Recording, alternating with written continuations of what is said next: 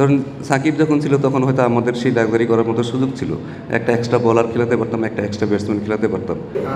Series আগে আসলে শেখ মেহেদী man of the series ছিল একটা সিরিজে, আর নাসিম আমাদের টি-টোয়েন্টি ভালো করছে বিভিন্ন সময়, কিন্তু আসলে তাদের খেলার কোনো পরিকল্পনা আছে কিনা, শেখ মেহেদীকে একটু আল্লাহকে বলবেন কিনা? আমি আপনাদের একটা আবার বলি যে দেখেন, আমাদের অনেক কিছু লাক্সারি করার মতো আসলে সুযোগ থাকে না, এটা আমাদের বুঝতে হবে। আমাদের অনেক সময় ব্যাটসম্যান শর্টেজ হয়, অনেক সময় বলার শর্টেজ হয়ে যায়। ধরুন সাকিব যখন ছিল তখন হয়তো আমাদের সেই লাক্সারি করার মতো সুযোগ ছিল, একটা এক্সট্রা বলার খেলাতে পারতাম, একটা এক্সট্রা ব্যাটসম্যান খেলাতে পারতাম। তো টিমের স্ট্রেংথের অনুযায়ী আমাদের আসলে সবসময় চলতে হয়। সো সেইভাবেই আসলে আমরা টিম সেট আপটা করি।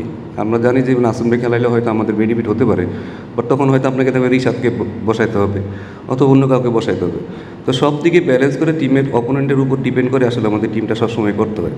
তো এইখানে যেহেতু আবার ব্যাটিংয়ের দিকে আবার তাকাইতে হবে যে আপনার ব্যাটসম্যান কতগুলো আছে, কীভাবে আছে, কেউ ফর্মে আছে কিনা, অফ ফর্মে আছে কিনা, সেটার উপরে আসলে টিমের অনেক কিছু চলতে হয়। তো এই কারণে আমি বলবো যে আসলে যেটাই আমরা করার চেষ্টা করি, আমরা সবাই মিলেই করি এবং চেষ্টা করি যে আসলে বেস্ট পসিবল 11 কাকে খেলানো যায়, যেটা দিয়ে আমাদের আসলে রেজাল্ট আসা যায়।